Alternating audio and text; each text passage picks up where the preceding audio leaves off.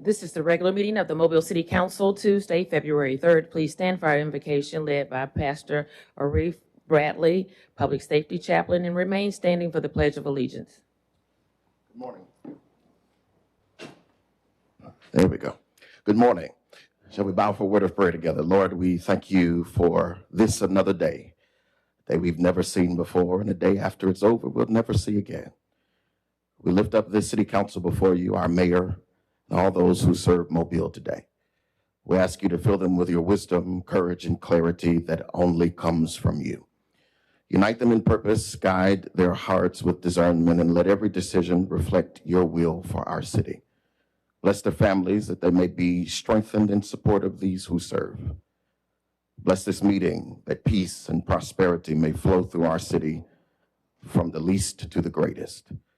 May Mobile thrive under your hand, and may your purpose be fulfilled in every choice that is made in this meeting today. And we pray this prayer in the only name that matters, the name of Jesus the Christ. Amen. Amen. And amen. I pledge allegiance to the flag of the United States of America and to the republic for which it stands, one nation, under God, indivisible, with liberty and justice for all.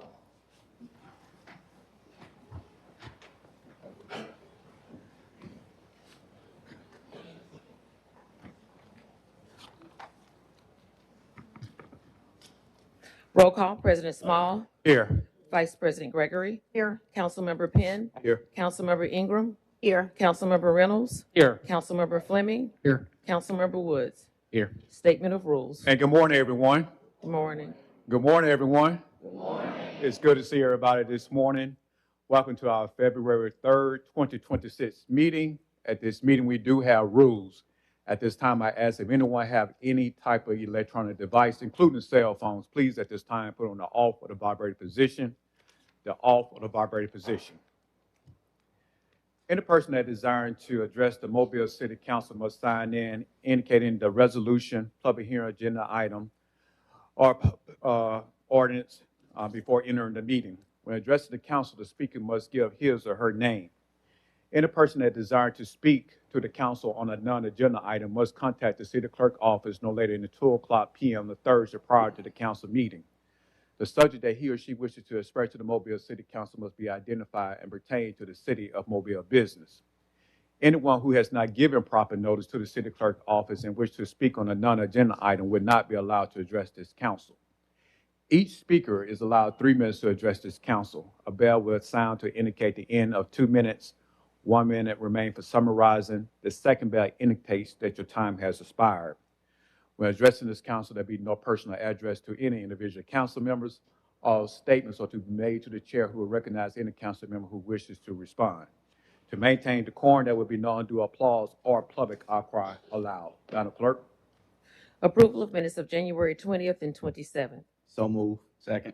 Properly moved and second. Any discussion? All in favor? Aye. All opposed? Minutes approved. Communications from Mayor Chirigatis. Good morning, everyone. Good morning. I want to start today by commending the Panini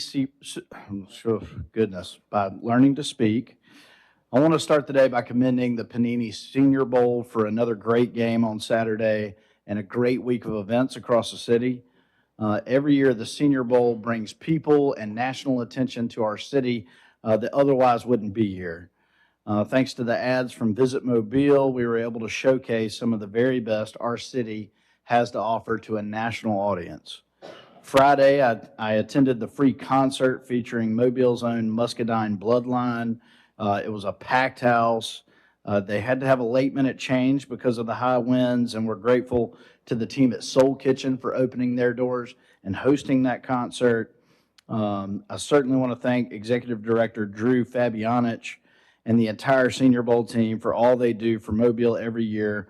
And of course, we are very, very proud that the draft truly starts here in Mobile. We had a great start to Mardi Gras this past weekend. Despite freezing and nearly freezing temperatures, thousands turned out over the weekend to kick off the 2026 parading season. I had the honor of serving as the Grand Marshal for the Condé Cavaliers on Friday night, and the crowd was truly incredible. I've heard some estimates, but truly an amazing turnout, a great way to start the Mardi Gras season. As the weather warms up, I think we're in for a really fantastic Mardi Gras season. I want to thank all the parading organizations, all the city employees, and all the revelers who make the magic happen every year for our Mardi Gras. We find everything you need. You can find everything you need to plan your season on our Mardi Gras dashboard. It's on our website, cityofmobile.org/Mardi Gras. That's going to have information on restrooms, ADA accommodations, parade route schedules, and so much more. I do hope you'll join us for some parades. I know a few of my audience members said they were at the parade Friday night. Who was there on Friday? Yeah. They told me they call all the throws. Another thing coming up is the Citizens Academy. We host Citizens Academy classes, and applications for our next one are now open. This is going to be the 9th cohort of the C251 Citizens Academy. It's a free 6-week program that gives residents a behind-the-scenes look at how city government works. The spring session runs from March 11th through April 15th, and they'll have weekly classes.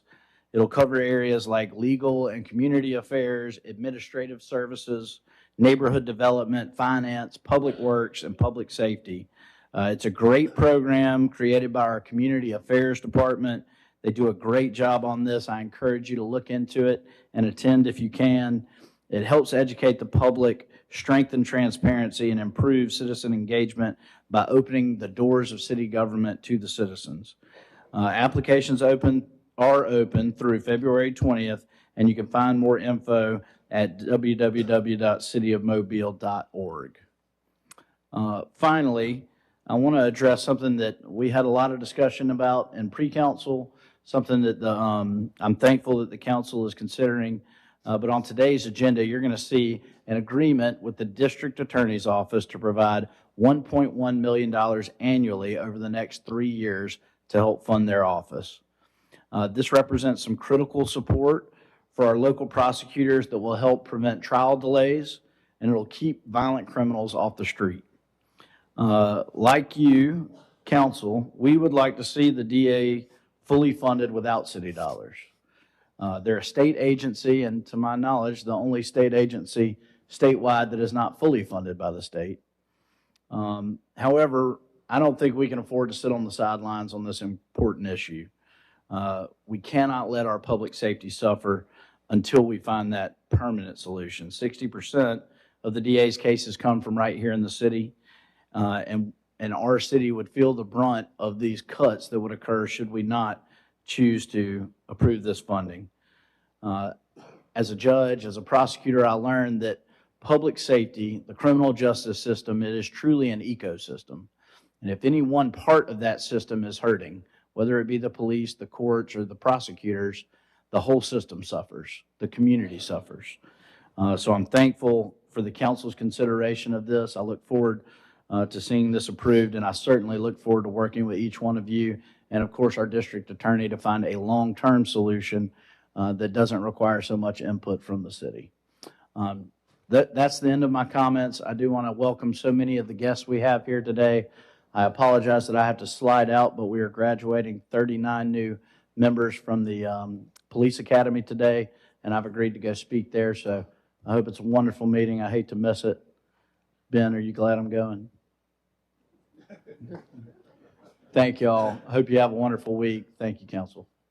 Council, the mayor had mentioned about the funding request from the DA. We do have the DA present in the audience. We're going to ask them to come down and to address the city and about the money situation that the mayor is speaking of.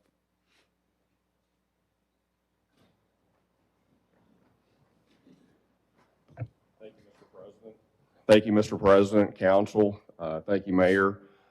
I am here today because the last 3 years, the District Attorney's Office and this city have had a partnership that has worked. We have seen results from the last 3 years of funding in 1 year the COVID backlog was eradicated, and in the last 3 years, the overall backlog has been reduced by 50%. I'm here because I want to continue that progress. I want to make more progress, and so I'm asking for this over the next 3 years so that we can continue our partnership, continue to do the good things that we've done together for the citizens of the city of Mobile and for all the citizens that I'm responsible for in the 13th Judicial Circuit, Mobile County. Be happy to take questions. Council. Mr. President, Mr. Reynolds. we discussed a lot of this in our pre-council meeting, but this is the big public forum that we hold weekly.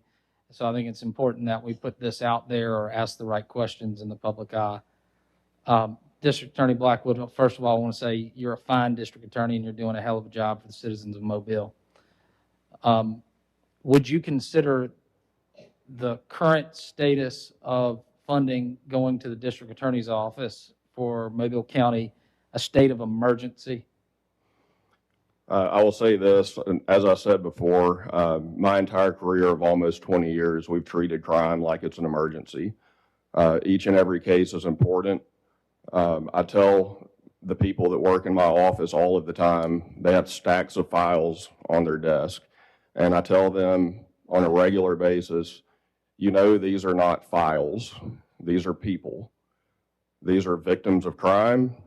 These are defendants that have been accused that have constitutional rights. And each and every one of those files needs to be treated like it's a person, like it's people.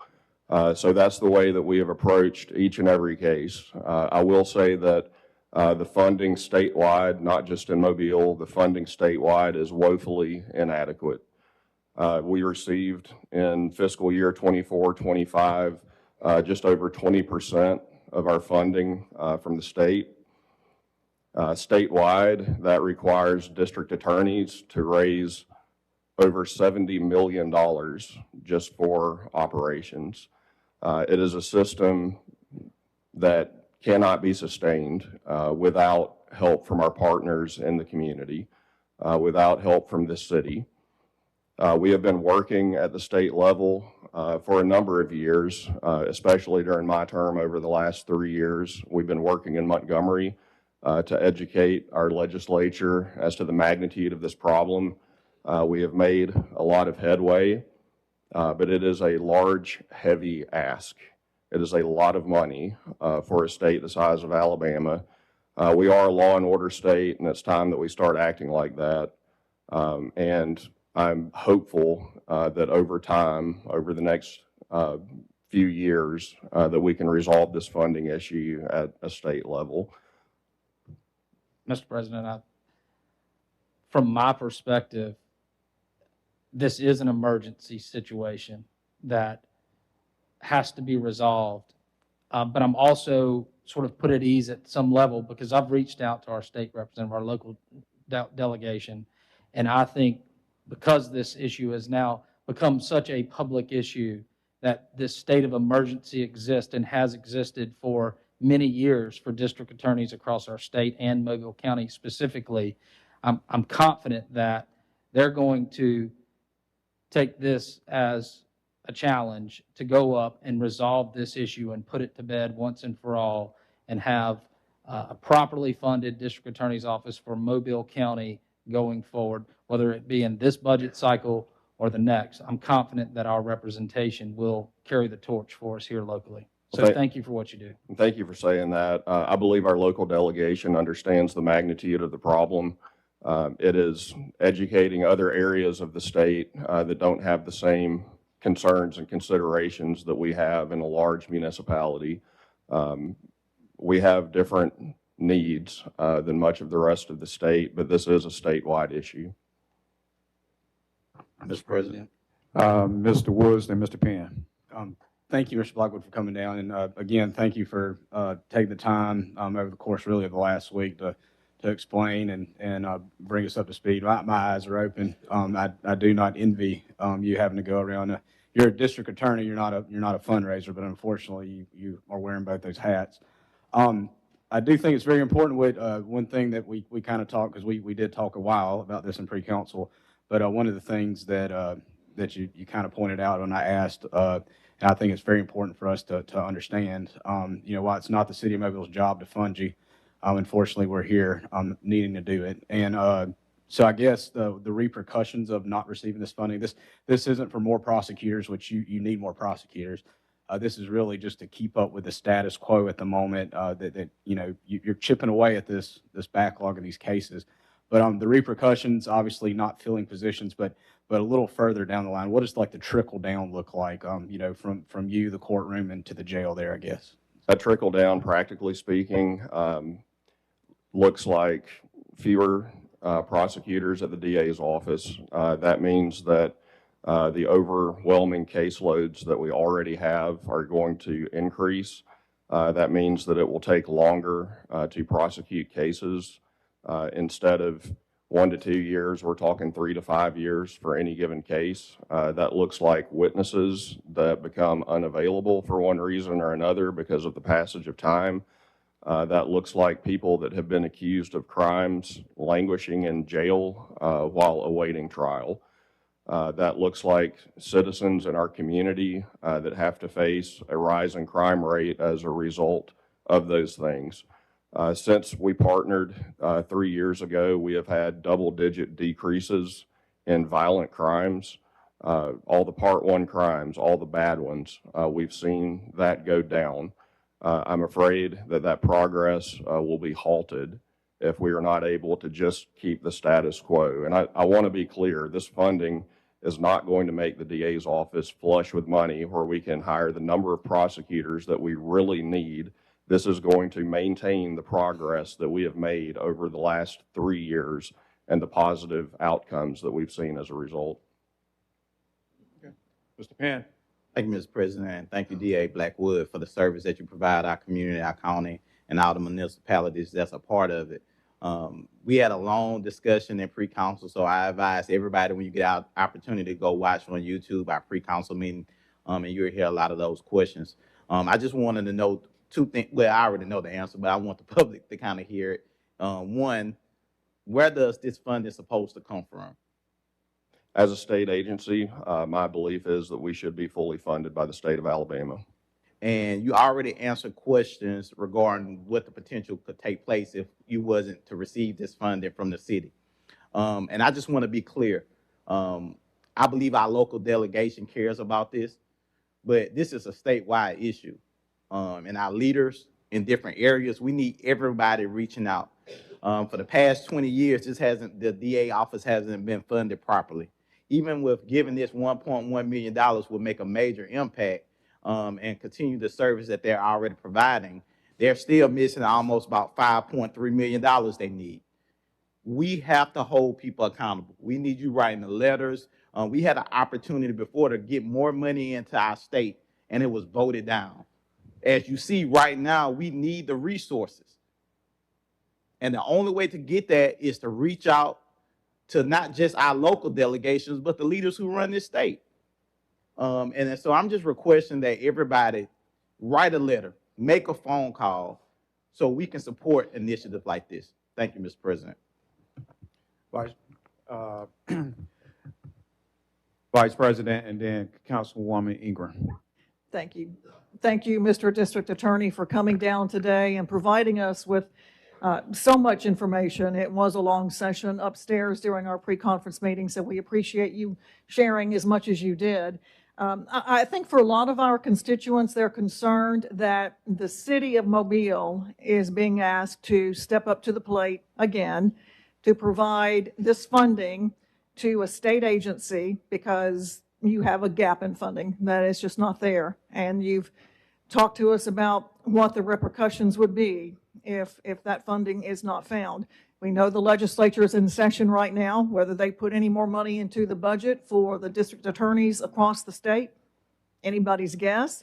But I would think that between what you all are doing and what we are prepared to do, that that message will be sent on to Montgomery as they prepare the budget.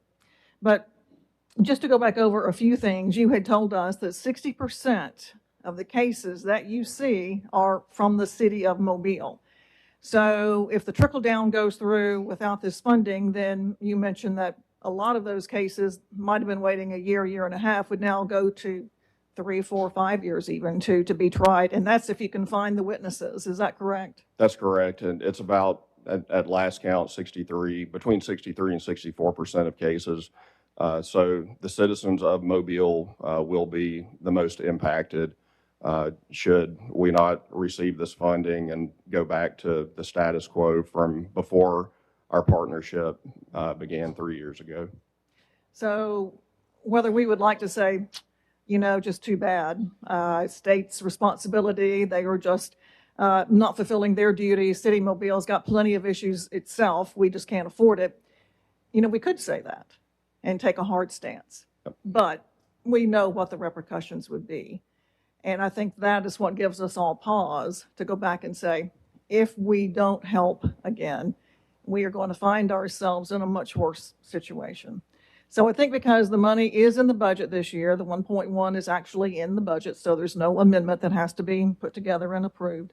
We can move forward this year. I mean, this is a renewal of a contract basically with you all. So we're ready, I think, to move forward to fill the gap this year, this time, with the message that we can't keep doing it. We can't be on the, we can't be the ones who continue the funding. And the county, partnered with us 3 years ago.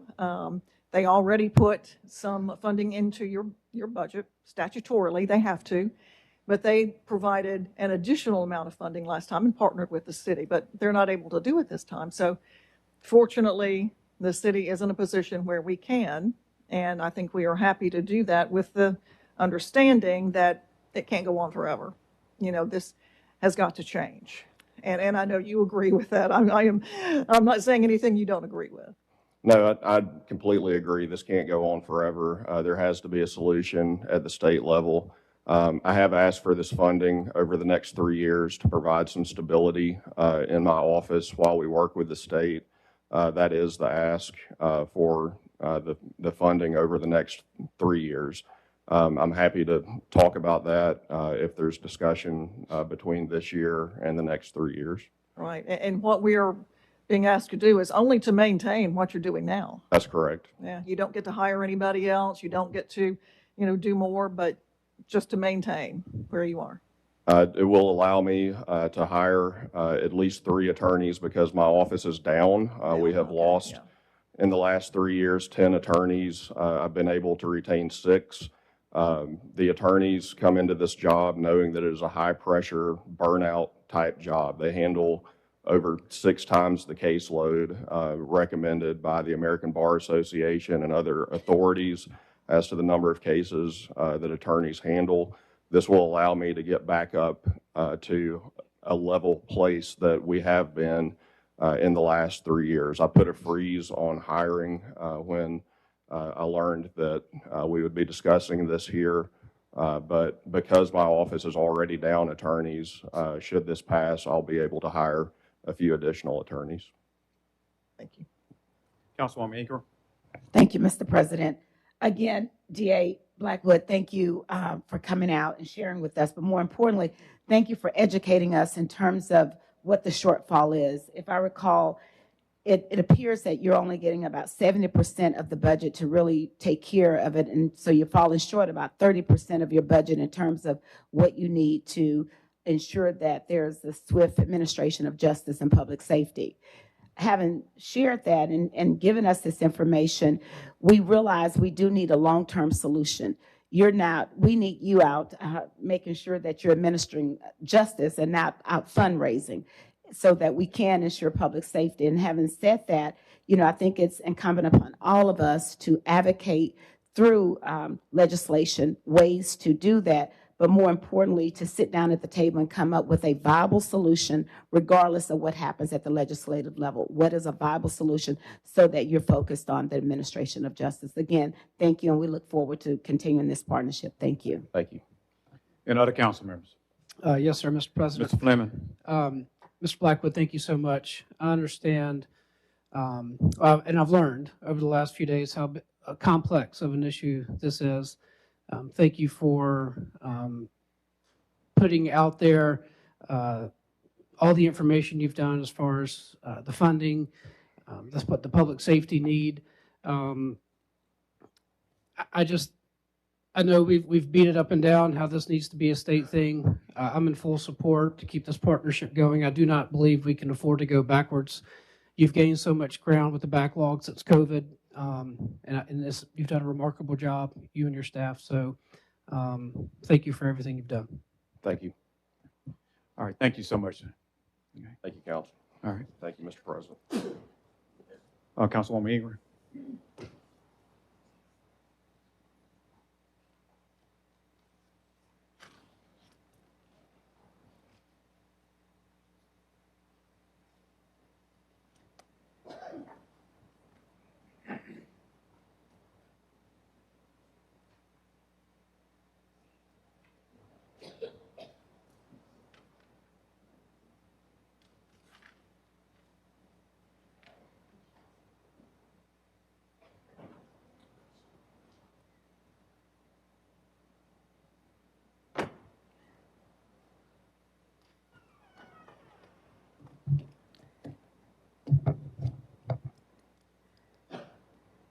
Good morning. It is truly an honor to have the opportunity to recognize my sorority, Delta Sigma Theta Sorority Incorporated.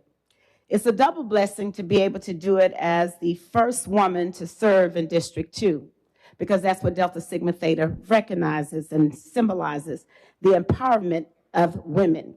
So I take honor in reading this proclamation, and I'm so excited as we begin to usher in new leadership in the next 5 months so that we can take a more active role in making sure we continue to stand on those principles. So as I read this proclamation, I'll start with, whereas Delta Sigma Theta Sorority Incorporated was founded on January 13, 1913, at Howard University by 22 college-educated women committed to scholarship, service, social action, and sisterhood. And whereas since its founding, Delta Sigma Theta Sorority Incorporated has been at the forefront of social justice, civic engagement, community advocacy, including the participation in the 1913 Women's Suffrage March in Washington, D.C., advocating for voting rights for women, particularly Black women, at a time when their voices were excluded. And whereas, guided by its principles of sisterhood, service, scholarship, and social action, Delta Sigma Theta Sorority Incorporated has for more than 113 years addressed critical issues impacting communities across the nation, including education equity, voter engagement, economic empowerment, health advocacy, and public policy reform. And whereas Delta Sigma Theta Sorority Incorporated is a nonpartisan organization that recognizes the importance of an informed and engaged electorate and continues to organize and support voter registration, voter education, and civic participation efforts to strengthen democracy.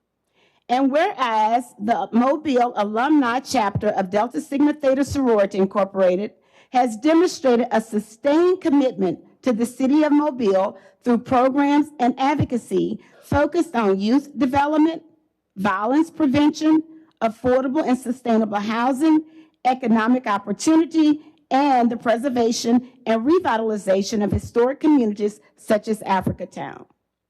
And whereas the Mobile Alumni Chapter continues to serve as a trusted community partner and advocate, working collaboratively to uplift residents and ensure equitable outcomes for all citizens of Mobile. And now, therefore, I, Councilwoman Dr. Samantha Ingram of District 2, and the members of the Mobile City Council do hereby recognize Delta Sigma Theta Sorority Incorporated in Mobile, Alabama, and urge all citizens to join us, done at the City of Mobile, Alabama, on the 3rd day of February 2026. Let's give them a big round of applause.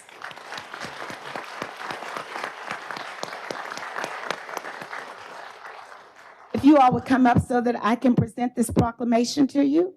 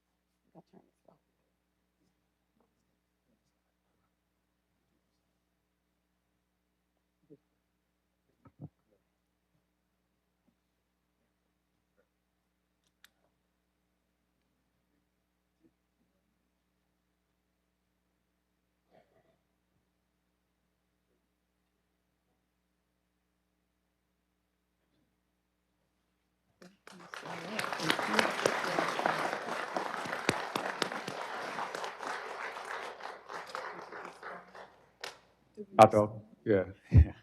Thank you. Good morning, City Council, to the President, our Mayor in absentia, the members of the administration, and all residents of the City of Mobile. My name is Dr. Roxanne Hannon Odom, residing at 1215 Palmetto Street, 36604, and I am proud to represent the Mobile Alumni Chapter, Delta Sigma Theta Sorority Incorporated, as its president. And as you see, we have a sea of red behind me. And I do want to acknowledge my councilwoman, Dr. Samantha Ingram, our city clerk, Mrs. Lisa Carol Lambert, and Shayla Biko as members as well. Thank you so much for the proclamation, Dr. Ingram. Thank you so much for the support that you have given Mobile Alumni Chapter throughout the years. While we are nonpartisan, we firmly believe in an informed and engaged electorate. That is why Delta Sigma Theta continues to lead voter education, voter registration, and civic engagement efforts across the country and right here in Mobile. Locally, the Mobile Alumni Chapter remains focused on issues, as Dr. Ingram has acknowledged, impacting our residents, youth programming, affordable and sustainable housing, equitable development, and the continued preservation and revitalization of Africatown. Where we stood is still where we stand as a voice in this community. And as Delta women, we believe that if there are no seats at the table, we bring our folding chairs. We look forward to continuing to work in partnership with this city council, the mayor, and the city leadership to ensure that all voices in Mobile are heard. Thank you so much for this recognition and for allowing us to serve. Thank you. Let's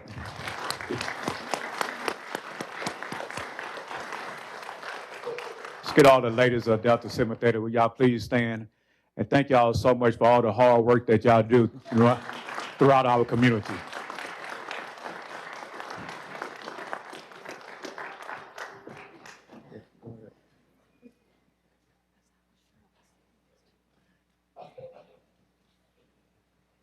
Ms. Carroll, if you would also reintroduce some of the city employees who are part of the sorority. I see at least one former and one current sitting up in the crowd. I think there are others that we missed. Yes, we have Gwen Hall. We have Ray Richards. Gwen Hall is retired, Revenue Director. And we have Ray Richardson from Environmental Services. And we missed, I think, next to Suntrese. And there's... okay, we have Leslie Walker up at the top. Leslie. From Communications and External Affairs. And we have Natalie Rogers from the county, Mobile County. Yeah, and Lisa. This Cheryl Dodge over here from Legal Department. Yeah, so a great representation. Yes. Okay. We're all over. Worldwide, international. Vice President. Yes, sir.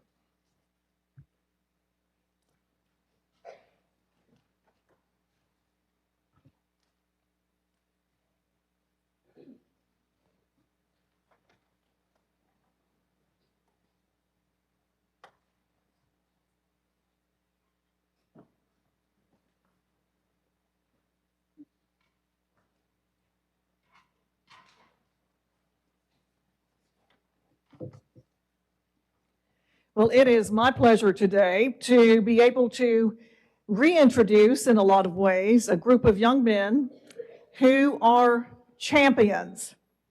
I'm here today to talk to you about this group of youngsters sitting to my left. They are the 6 and under from Municipal Park, District 7, and they are the three-peat, count them, three-peat national champions for the 6 and under.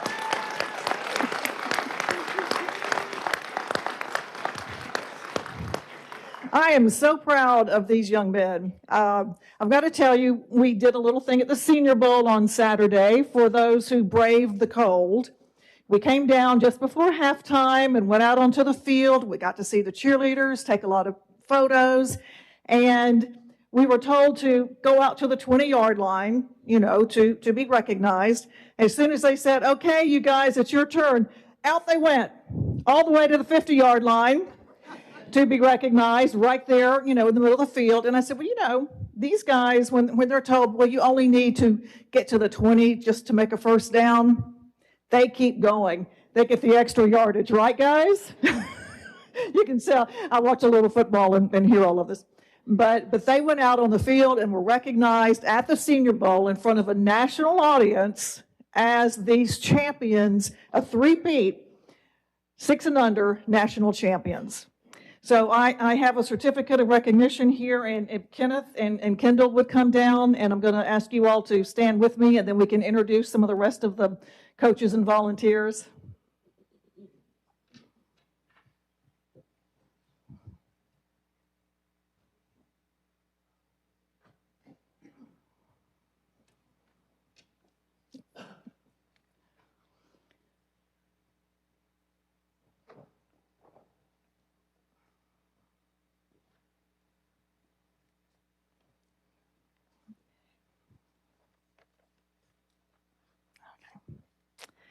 The Municipal Raiders 6 and under are the three-peat league champions and back-to-back national champions.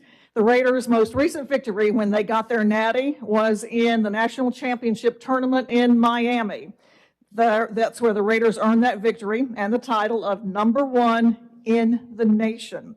So congratulations to the District 7 Municipal Raiders. One more time. And I have the official certificate here. Kenneth Williams is the director of the municipal football program at Municipal Park, and then Kendall Houston is their coach. So if you would, whichever one wants to do the honors, introduce your other parents and volunteers and coaches who are here today and ask them to stand. Okay. Once again, I'm Kenneth Williams, president of the football program. This is Kendall Houston, former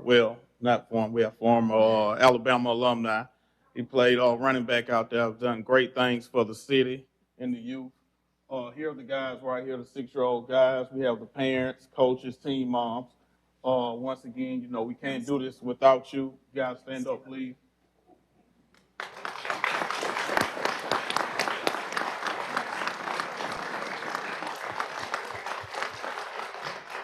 Again, thanks to the city. Again, thanks to the city council. We appreciate you, Ms. Gina Greger, for everything that you do, and definitely putting us on this agenda and keeping these guys with the field of play on. Like the mayor said earlier, the draft starts here, and this is the perfect example of that. So, thank you.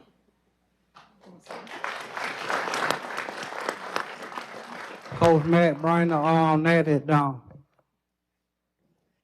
We're going to get a quick photo here. Then I'm going to ask all the players if you all will come down here next to the council so we can get a photo of you guys with the council here. I know we already took one, but let's get one in here too, because I want everybody to see some of that bling that you got. Okay. So while we're doing that, let's go ahead and get this quick photo. Yes.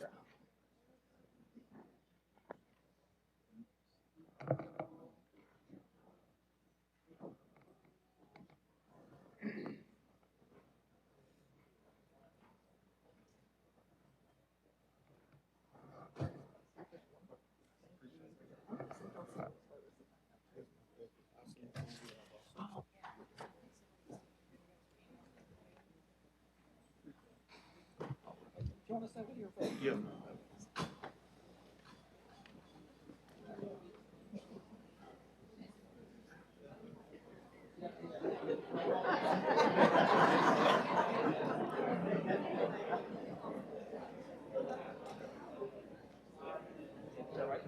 Yeah, right there.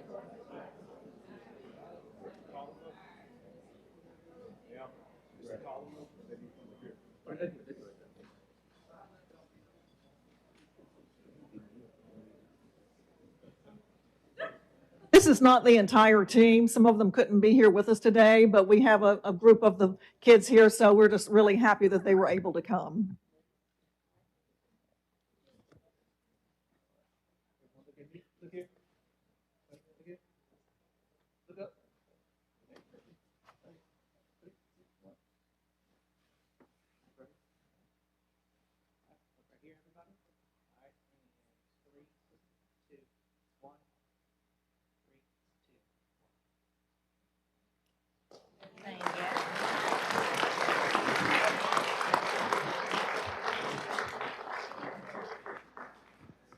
Councilman Woods.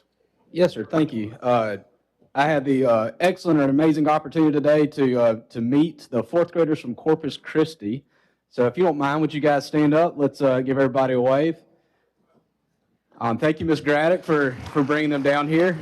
They had the opportunity. I talked with them. They also met some guy that's named the mayor, and they gave a lot of good advice. I think what do we say? We want more Sephoras in the city of Mobile. Is that one? An In-N-Out. So they gave some great ideas. But again, I appreciate y'all are very well behaved. Thank you for being very quiet up there. I need to drop off my son with you guys, all three of them, so y'all can kind of teach them something. But I do thank y'all for coming out. I'm sorry I didn't get to spend a whole lot of time with you guys, but I talked with Ms. Graddick, and maybe we can schedule a time and I can come and I'll bring my maps and I'll talk about all kinds of things. But again, thank you guys for coming down. And one thing that the mayor said that I also say all the time is y'all said you're very proud to live in the city of Mobile, and we're very proud to have you. And whenever you do, whatever you do in life, the ultimate goal, and I can say really for all seven of us up here, is we work every day and spend time, and that's why we want to serve, is because we want to make Mobile a better place for you guys to eventually come back and raise a family and live here. So thank you guys for coming down. Sorry I didn't get to spend a whole lot of time. Sorry the mayor didn't get to spend a whole lot of time with you, but y'all asked excellent questions, and thank y'all again.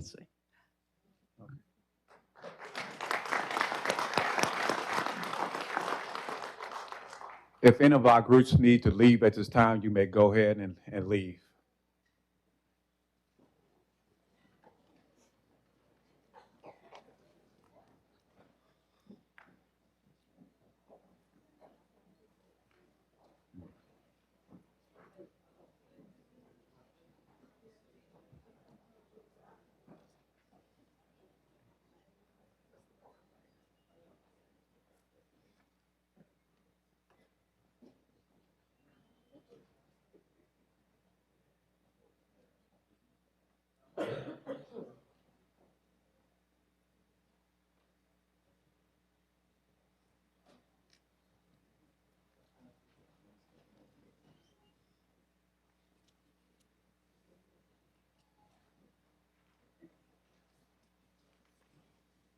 Okay. Madam Clerk. Adoption of the agenda. So move. Second. Properly moving second. Any discussion? All in favor? Aye. All opposed? Agenda is adopted. Appeals, we have requests for waive of the noise ordinance on March the 14th on St. Francis Street, June 27th in Mardi Gras Park, and March the 7th on Spring Hill Woods Drive South. So move. Properly moving second. Any discussion? All in favor? Aye. All opposed? Appeal passes. Public hearings. Today is a public hearing to fix costs for demolition of the structures at 2451 MacArthur Street, 607 Belsaw Avenue, 560 Cedar Avenue, 500 Chin Street, 310 Ryland Street, 658 South Carolina Street, and 1053 Bay Avenue. This opened up the public hearings for these particular said item. Is anyone present that would like to address the council on these items? If so, you may come down to the podium and state your name.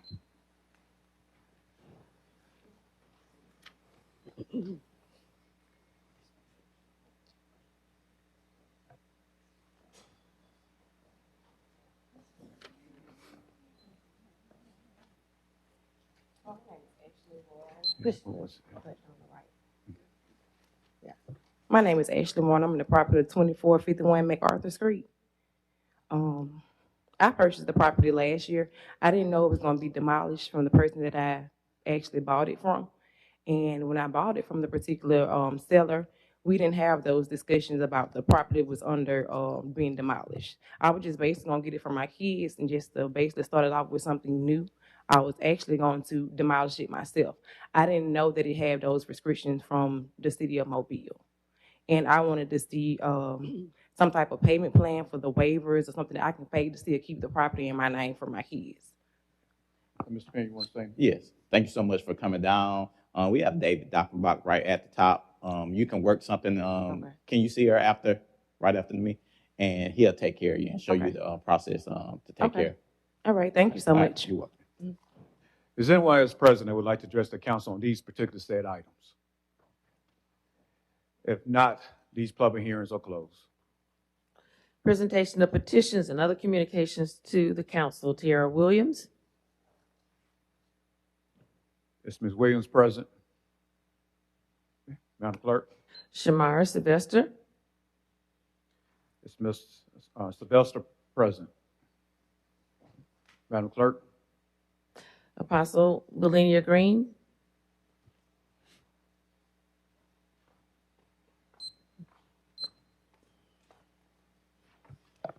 Good morning. Good morning, Mayor's Office, Council, and the women represented in leadership in this room. I come today to speak to you. Oh, I'm Apostle Valenia Green. I'm sorry. I come today to speak to you today about mental illness in our community and the awareness.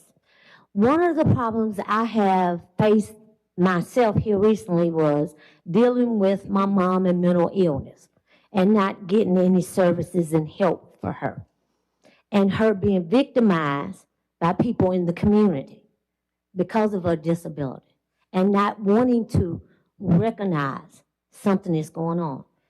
I came down back to my neighborhood to be able to take care of my mom. So I've been battling mental illness with her for 3 years, 3 consecutive years.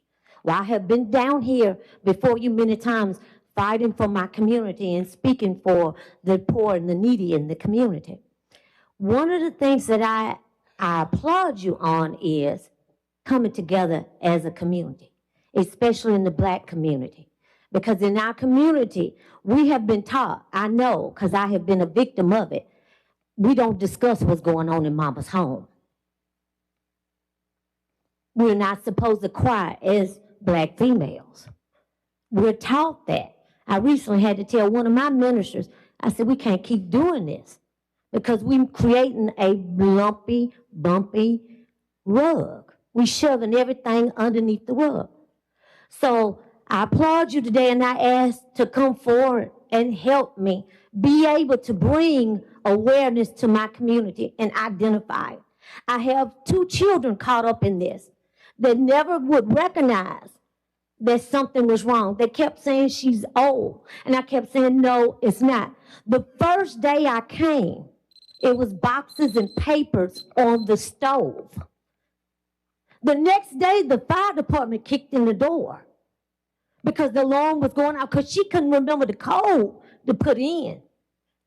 Much of my family comes out the fire department.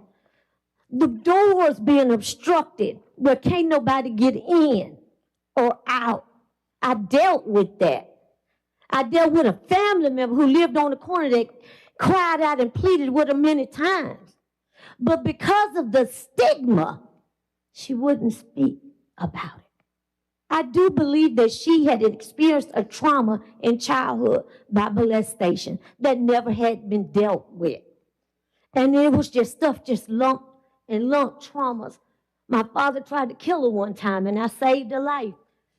And she had to have plastic surgery in her face, but never trying to get any help. When I had her identified, I had to go through probate court.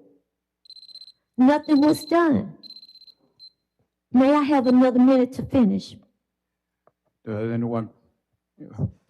What happened when I went, I had to go downtown and sign papers for her to be identified, to get an evaluation. She had never been to the doctor.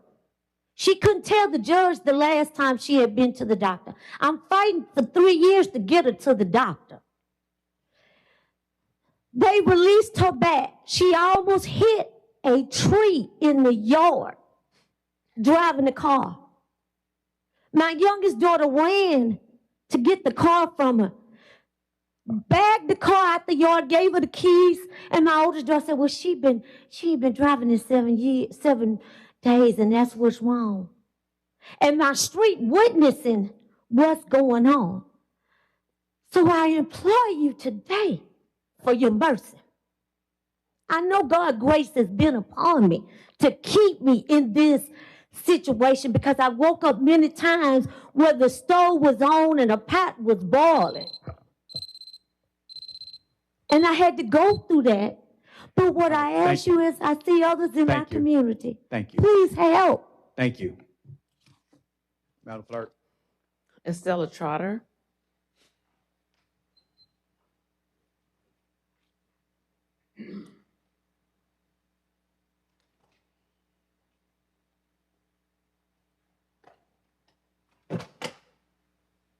Good morning. My name is Estella Trotter.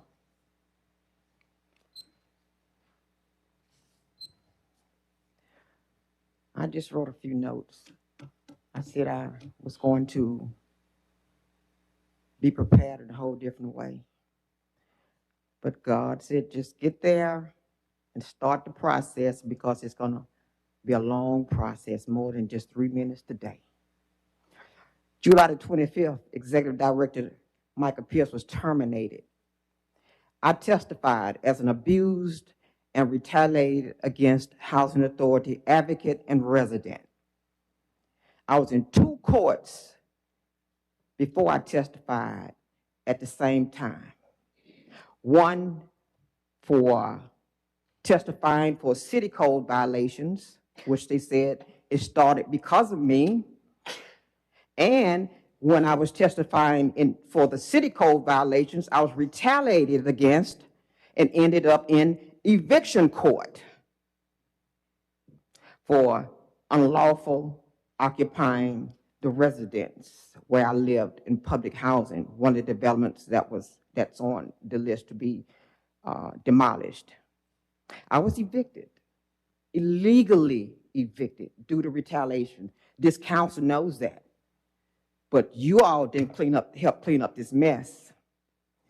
The Mobile Housing Authority attorney called me to testify of being disparaged by me being posted with another resident in another development on the website. That's a federal violation. And when I was posted, it was said that I was in cahoots with the city council, Ricardo Woods, Mayor Stimson, and some of the council members in helping to push Michael Pierce out of his position, which was a blatant lie. But you all didn't react in a timely manner. You didn't clean up the mess. You had a fiduciary duty to help clear my name and restore my housing rights. Patricia Moore is here and has been here for 7 months. She came from HUD, has served in Washington, D.C., and she said as the interim director, she said on many occasions she would meet with me and another resident throughout these months. She never did. She never intended to.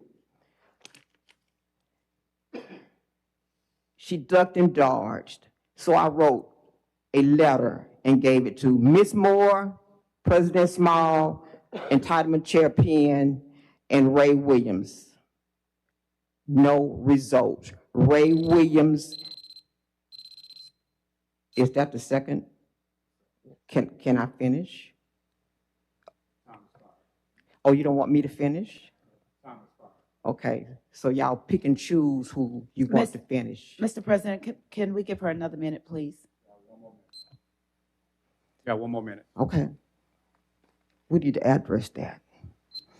Okay, I'm glad she gave me the minutes because she is, I guess, now on the entitlement committee replacing Carol. Thank you, Ms. Samantha. Ray Williams is the chairperson of the housing board. He had a duty to respond to me. I know why he didn't respond, because this thing is huge. You think Pritchard got a problem and you see what's going on, it's going to hit Mobile. We're going to see some indictments. Millions of dollars are not accounted for housing. Everybody comes and say they're helping build affordable housing, but we have dismantled the public housing and broken up those Black historic neighborhoods, and we're not replacing these. They have been scattered everywhere. I have been an advocate for years. I'm glad you gave me the minute. I didn't finish. All right, thank you. Thank you. Evan Austell.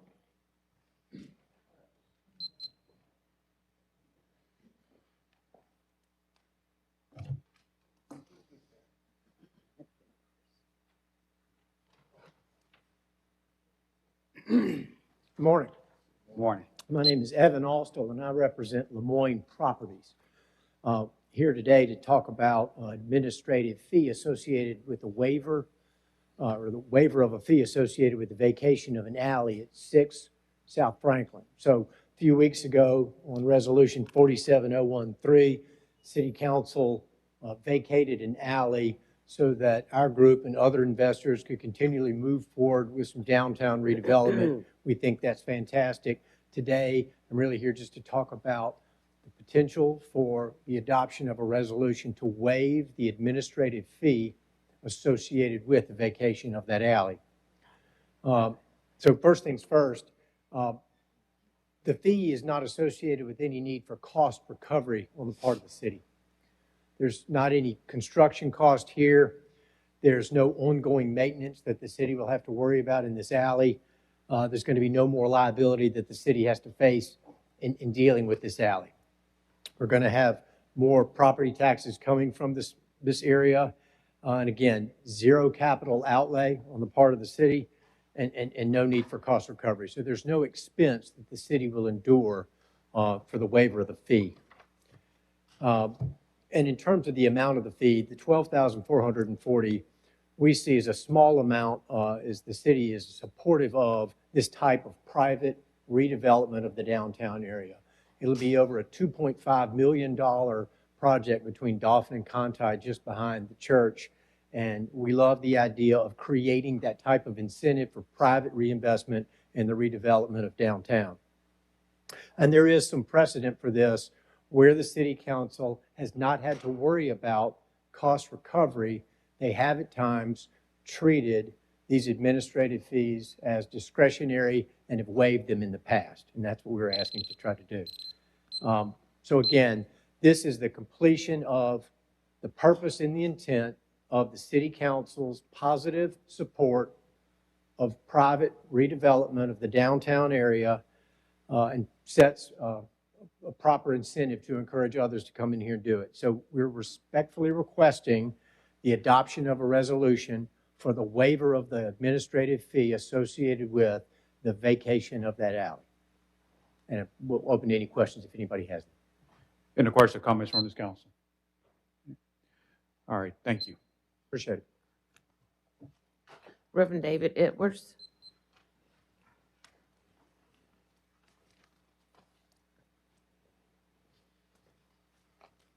Good morning. Good morning. David Edwards, President of People United to Advance the Dream Mobile Incorporated. People United to Advance the Dream Mobile Incorporated is a nonprofit 501c3 organization dedicated to advancing the philosophies of Dr. Martin Luther King Jr. by uplifting our community through education, service, arts, leadership, and civic engagement. Each year, we bring Dr. King's message of nonviolence to life through programs that inspire youth, empower families, strengthen neighborhoods, and preserve the history that shapes our shared future. Before I get any further, I'd like to thank this council, each and every one of you members and the administration, and especially my city councilman, Councilman Corey Penn, for all you all do to help us do what we do each year under the umbrella of People United to Advance the Dream Mobile Incorporated. Now, we just started the year off, and kind of give you an idea of how we started. We started January with Dr. King's birthday celebration, where we did 5 days of celebration, okay? And of course, this celebration is an opportunity for all the citizens of Mobile to embrace Dr. King's message, methodology, and what he advocated for. And during this celebration, we had one particular event that we had on the 19th, where we partnered with the city and partnered with the mission and vision of trying to address the things that plague our youth and our communities, which is gun violence. And in the words of one of my mentors, Mike Murdoch, you can never conquer what you're unwilling to confront. This year started with that 5-day celebration. And of course, we got hundreds of partners and community members and organizations that partner with us to help us do what we do, because it's a monumental task. Just like the city, whenever y'all do something, you've got 50,000 departments you got to go through. So we understand that at People United. Once we finish that celebration, then on March the 8th, we take children, our youth, our students to Selma, Alabama. Last year, we took 2 bus loads. We take them and teach them the history behind Bloody Sunday and what that affords them and how that impacts them in their lives and their voting as we go forward. After we finish that, we commemorate Dr. King's day of assassination. We don't celebrate it, we commemorate it. We commemorate it by honoring local, ordinary citizens in the city of Mobile. One year we found a young man that could not speak nor hear, walking up and down the street in Tolmanville, picking up paper, glass, because he cared. Do we have a council member in standing? One more minute. One more minute. One more minute. Yes, sir. And of course, those are the things that we look for. Those are the things that we highlight so that we can encourage the community to care about the community. The only way we can encourage our community and improve our community is one household at a time. After we finish that, then we prepare our students for going back to school. We don't do one thing one year. It's about doing 50 things over and over again, how you succeed. So in July, we give out school uniform vouchers with our partners to help parents and families that may not be able to afford the uniforms for all the kids. These are some of the things that People United to Advance the Dream do, and we appreciate the city for what you all do to help us do these things, but I need to let you know that there's more to be done. And in order for us to maintain and improve those things that we're doing, we plead for your support and what you can do to help us obtain that. Thank you so much for your time. Thank you, Mr. President. Mr. Penn. I just want to thank Reverend Edwards for all the hard work People United to Advance the Dream is doing in our community and city. I have attended all the events, and giving back to the community is just amazing. Your hard work, not like you said, not just MLK weekend, you do it year round. And I just want to commend you, and this is a great organization to support. And just thank you so much for your service, because I know it's a lot of hard work, a lot of time, and it's sweat, it's tears, everything. But in the end, you are making a difference. So thank you so much for your support. Thank you. Thank you for all that you do, Reverend Edwards. Thank you, sir. Madam Clerk. Reggie Hill.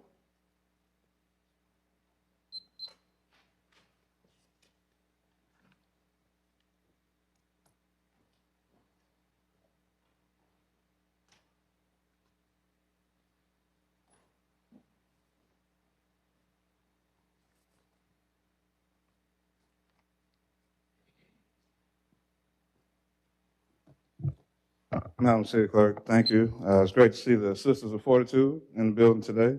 To the citizens and stakeholders of Mobile, greetings. Reggie Hill is my name. I rise today to continue these pertinent conversations pertaining to city business. Please accept this presentation, though verbal, as a formal introduction to the proposed amendments and revisions listed on today's agenda. Because it is imperative that these concerns be addressed thoroughly, fair warning, this will commence with more than just a couple of presentations this month. Let's look at this public safety component, please. There was a gentleman that spoke last week about some issues, and I agree with him on the most part, but the idea that I don't agree with is that these individuals with the Public Safety Department are put here to prevent crime. The idea is that they're here to solve crime and uphold the law. They are law enforcement officials. So because of our focus being in the wrong place, that's probably why we see so much of what's going on in the city. That's not their job to do that. So we need to ensure that we're investing in things that are going to proactively prevent this if we want to see a safer community. Until you've been tased illegally, you probably won't even get any of this stuff yet. Until you had your car stolen by the city, you wouldn't understand any of this either. And it's not me here to attack any of that, because when you choose this walk of life, that's a part of it. I would advise you to go look up COINTELPRO. Maybe you can understand some of these things until you've been 7 years in court. We were speaking about these things earlier today when the laws became to be unlawful. They were found to be illegal acts, and the city had to pay back on these things. We had Judge Shabani Hall at a Public Safety Committee meeting come and say that a lot of the reason we're seeing such a backlog is because the city is not prepared to try these cases, or they're irregular. They come to be unfounded. And so this is something that we need to address if we're going to see the best in our city. There are dozens of millions of dollars that have been advocated towards public safety. And we also see this idea of, with this extended task force. I caught a lot of heat from people who had the same skin tone as me when they were arguing about pulling Confederate signs down, pulling these monuments down. I didn't care if this stuff was pulled down if the policy didn't change. We're facing the same struggles regardless of what it is that it looks like at the forefront. Let's look at this economic development piece, please, with the time. Like I said, we won't be able to address all of this in these matter of minutes. Mobile operates primarily off of sales tax. So I don't care if you're a 5-year-old purchasing a pack of gum or a millionaire going on the shopping spree, you're being taxed based on your bracket. And so that contribution adds to our collective pool of funding. And so anything that we do up here that we vote on, it needs to be reflective of everybody that is contributing to this. And we're not doing it. I'm going to have to skip to some of this, but I commend gentleman from District 4. Let's get the monthly reports. I'll get into more details about that next. If we actually start combating poverty, I think we will see a lot less of the issues that we have in our community. And there's other pieces. We're seeing a lot of these affordable housing units being thrown up, but the public housing people are being displaced. I don't have to go into as much detail about that because I didn't know Ms. Trout was going to speak on that today. And the idea that she did, it gives us a little more room, so we'll have to come back and do this. These council rules, we obviously see that people don't have the same right. I'm not even going to ask for the minute. We know how this goes. We'll come back and address this next week. Thanks for you on the floor. Sabrina Mass regarding 01124 and 37104. Yes, good morning, Sabrina Mass. Yes, I would like to say that I am, as a citizen and a taxpayer, and I definitely support Keith Blackwood. I will just say this. I totally am a citizen that admires our district attorney, Keith Blackwood. There has not been one time that I have called him, emailed him, texted him, whatever, and he or his staff gets back to me immediately. So I appreciate the work that he does and the district attorney, what they do. And I will say that, usually I'm against the spending of the money, but I, pondered about it and I thought about it, and the money has to go to Keith Blackwood. Thank you for all the things that you said today, and I'm totally in agreement with everything that the council said and presented today about the money, the finances, and Keith Blackwood and the administration as well. So I want to say that it is definitely critical as a citizen, a taxpayer, a law-abiding citizen, that we do support the district attorney. Now, I will say this. Now, we got the elected officials and the mayor's administration. You are the elected officials. Flex some of your power up there in Montgomery, because we got to get this funding in Mobile. It's critical. And our district attorney should not be under stress worrying about where his staff is going to be. Are they going to have a job? Can they prosecute a case? Because I have sat in his courtroom and watched his cases. And when I tell you he has a very presentable courtroom with law, He's straight by the book, and he is a very fair district attorney, and I would definitely advocate for him for this funding. However, Councilman, District 1, you're a community, you do all these things, put a coalition together. The next time that they have legislator, get a band, get a bus, do some movement. Let's go to Montgomery to advocate in person for our district attorney in our city. And I'm going to say this, I'm off key. I've been kind of impressed by the district attorney, you know, the mayors and the city council since the election. I feel a good vibe in the city. Director Graves, I know this off key, but he's public safety. I have been really feeling good. People are feeling good, and we're moving around good in these streets. So I'm not sure what's going on, but it's good. I promise you. Y'all know if it was bad, I'll tell you. It's good. So we definitely need to support the district attorney, and let's solicit funds however we have to, if it's physical, petitions, whatever we have to do to get this funding to the city of Mobile, Alabama. Thank you for your time. William Forrest regarding the noise waiver on St. Francis Street. Good morning, members of council. Thank you for approving our noise variance earlier in this session. I wanted to address y'all on top of that is that HomeSmart is the 6th largest real estate brokerage in the United States by agent count and volume. They did not exist in Lower Alabama until I brought it here last year. So we're taking over what was the Canabama space for our flagship storefront office in Mobile.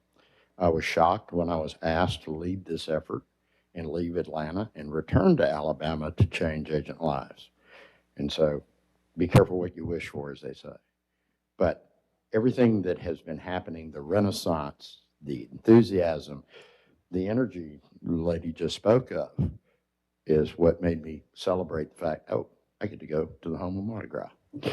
Anyway, as part of that, we're doing our grand opening March 14th from 1 to 4, and that's why we needed the variance. Mainly for background music, we're going to have a DJ, and a friend of mine may do a live acoustic, but it's mainly background. It's not going to be a boom boom. But as part of that, we're very passionate about Homes for Heroes, which I think y'all got a handout on. My agents that are participating in this program donate 30% of their commission back. So the way that breaks out is 5% goes to the Homes for Heroes Foundation, which does block grants for 501c3 charities that support local heroes. Last year, we nominated 2 different organizations, one of which was No Vet Left Behind, which is local. The exciting part of that is 25%, the other money, gets donated directly back to the hero in the form of a reward check. And we are Thank you. Okay. Jim Walker regarding Resolution 37104.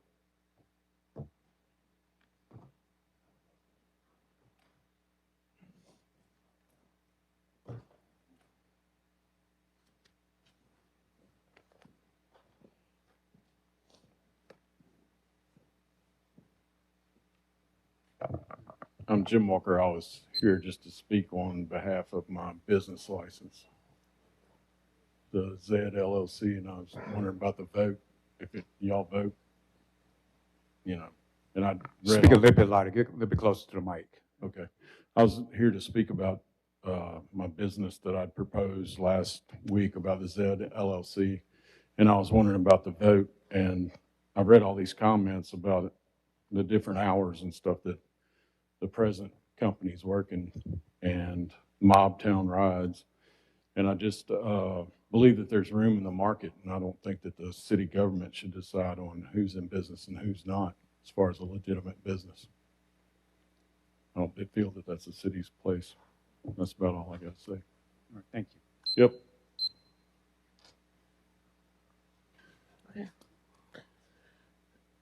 CIP resolutions held over 08089, approved purchase order to Shaw Integrated and Turf Solutions for artificial turf replacement. 21090, authorized contract with TTL Inc. for 2025 CIP Carlisle drainage improvements. So move. Second. Properly moved in second. Any discussion? Yeah, Mr. President, Yes. I'm just excited about being able to vote to put $1.1 million in the Sage Park just for turf fields. This just doesn't provide service to District 1, but also for the rest of the city of Mobile. So thank you so much.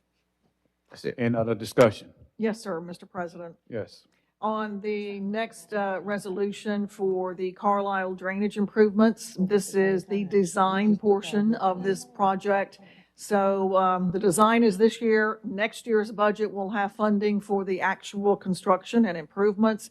And this is a project we have been looking forward to for a very long time, and I know everyone in Carlisle will be happy to see this. So just hang on, we're coming. Any other discussions? All in favor? Aye. All opposed? Resolution passes. Resolutions held over. 08093, approved purchase order to Stivers Ford for Ford SUV.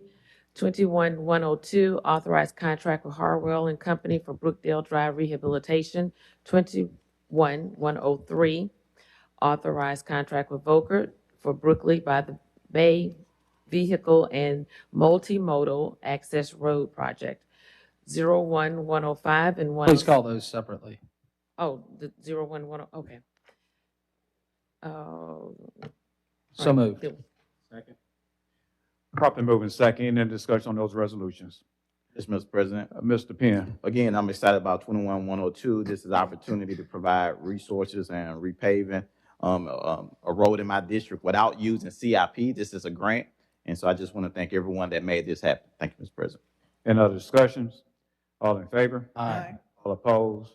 Resolution passes. 37104, consider the application of Zed LLC for a certificate of public convenience and necessity to operate a golf cart service. So moved. Second. Properly moved in second. Any discussion? All in favor? All opposed? No. Opposed. Resolution failed. Madam Clerk. 01105, authorized cooperative agreement for maintenance of Range Line Road with Southwest Mobile Chamber of Commerce for the Gateway Initiative Project. You want me to, I can take both of them. Okay. 01106, authorized cooperative agreement for increased maintenance of Range Line Road with Alabama Department of Transportation for the Gateway Initiative Project. Move delay over 1 week. Second. Properly moved in second. Any discussion? All in favor? Aye. All opposed? Item is laid over 1 week. Consent resolutions being introduced, 03108 through 6122. Move to waive the rules for immediate consideration of these resolutions as read. Second. Properly moved in second. Any discussion? All in favor? Aye. All opposed? Rules waived. Madam Clerk. 03108, reappoint Carolyn Green to the Advisory Commission on the Disabled. 37109 through 112, recommending approval to the ABC Board for issuance of a retail beer, table wine, off-premises only license to Metro Petro on O'Shell Road, for issuance of a restaurant retail liquor license to the Breakfast Spot on Dolphin Street, for issuance of a special retail more than 30 days license to 350 Dolphin on Dolphin Street, and for issuance of a restaurant retail liquor license to Beef O'Brady's on Rangeline Road. 4113 through 119, fixing the cost of demolition of structures at 2451 MacArthur Street, 607 Bellsaw Avenue, 560 Cedar Avenue, 500 Chin Street, 310 Rylands Street, 658 South Carolina Street, and 1053 Bay Avenue. 58120, assess cost for removal of weeds, repeat weed lien group 96. 6121 and 122 are determined appropriations to Hope for All Gulf Coast serve a public purpose and approve payment. So moved. Second. Properly moved in second. Any discussion? All in favor? Aye. All opposed? Item passes. CIP resolutions being introduced, 08123. Move to waive the rules for immediate consideration of resolutions. No, Zero- we're on CIP. The council rule, this item will lay over 1 week. Oh, what? Oh, I'm sorry, I'm getting ahead of myself. Yes, these lay over for 1 week. The resolutions being introduced for the first time, 01-124 through 21-147. Now, move to waive the rules for immediate consideration of resolutions 08-128, 133, 134, 136, 138, 139, 140, 141, 142, and 147, with the rest being laid over for 1 week. Second. Properly moving second in discussion. All in favor? Aye. All opposed? Rules waived. Madam Clerk? 08-128, approve purchase order to CDW Government for annual renewal of management software. 08-133, approve purchase order to Ingram Equipment Company to repair knuckle boom trash loader. 08-134, approve purchase order to JJ Quality Homes for storm drainage, vegetation, and debris removal. 08-136, approve purchase order to Saunders Engine and Equipment for preventative maintenance services. 08-137, approve purchase order to Stuns for annual renewal of Monday.com project management software. 08-138, approve purchase order to the Connor Group LLC for 6-month rental of 2 articulating telescopic bucket trucks. 08-139, approve purchase order to ThinkGuard for annual renewal of security information, event management, and response software. 08-140, approve purchase order to Thomas Galloway for storm drainage, vegetation, and debris removal.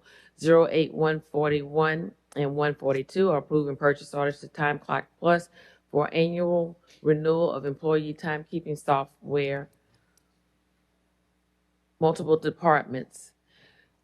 21-147, authorized contract with Chris Brewer, contracting for Berkshire Apartments demolition. Moved. Second. Properly moving second in discussion. All in favor? Aye. All opposed? Item Counsel. pa- Council, I'm sorry, I read 08-137. My mistake, I should not have included that one. Oh, so we need to rescind. I thought we Just take that off. just voted. We take that one out. Motion to reconsider item 08-137. Yes. Second. Okay, properly moving second in discussion. All in favor? Aye. All opposed? Item reconsider. Okay. And Now you got to we'll- reconsider it and hold it over. Move to lay over item 08-137 for 1 week by council roll. Second. Properly moving second in discussion. All in favor? Aye. All opposed? Item laid over for 1 week. Okay, so the others were taken, you didn't vote? Thought we did. No, we didn't vote. Because I stopped you. Well, it works the same way. I stopped you. Oh. So moving second. So moved. Properly moving second in discussion. All in favor? Aye. All opposed? Okay. Call for public hearings. 41-148, call for public hearing to consider the rezoning of property located at 1724 Michigan Avenue from B2 to B5, scheduled March the 10th. So moved. Second, properly moving second in discussion. All in favor? Aye. All opposed? Public hearing is called. Announcements. District 4, Councilman Reynolds. Announcements. District 2, Councilwoman Ingram. Thank you, Mr. President. I just want to thank the citizens of District 2 for completing the survey. And also, I've noticed that they've started signing up for the prioritized areas to volunteer, such as blight and dealing with litter and so forth. So thank you and continue to do that. We have about 20 more days for you to register and sign up to be a part of the movement. Thank you. Thank you, Councilwoman. District 6, Councilman Woods. No announcements. District 5, Councilman Fleming. No announcements. District 1, Councilman Penn. No announcements. What? It's gonna turn hot or cold or something. District 7, Vice President Gregory. Well, I'm going to go with the no announcements as well. Anything from the administration? Motion to adjourn. Properly moving second in discussion. All in favor? Aye. All opposed? This meeting is adjourned.